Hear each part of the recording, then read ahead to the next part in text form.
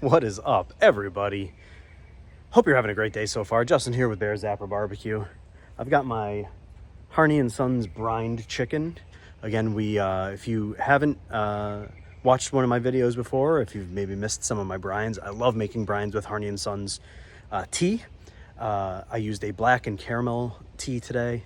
Actually, it was yesterday. I had it brining overnight.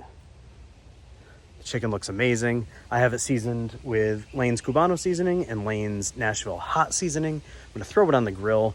I know I've showed videos before of the chicken going on the Big Green Egg, the smoker, but I wanna show you how versatile it is, especially when you brine, right?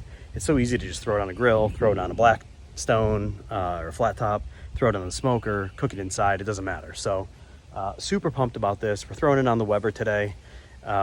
And we're gonna cook this up. Stay tuned. All right, we got them on. Flipped over once. We're gonna let them cook. But man, look at the coloring of the seasoning. Ooh, baby.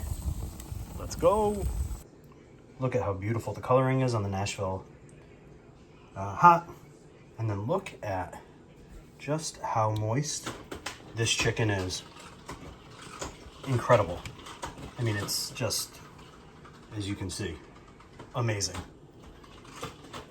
All right, so we're reheating our chicken. Threw a little cheddar cheese on there, some pickle, some onion, a little mayo. Cover that with some cheese, some extra cheese rather, and boom. Let's go. 2 bites into the sandwich. Ooh, baby, it's good. Chicken is so tender, so juicy, even with reheating it. The Nashville hot seasoning from Lane's is incredible. And I mean, it's just, let's go. Peace.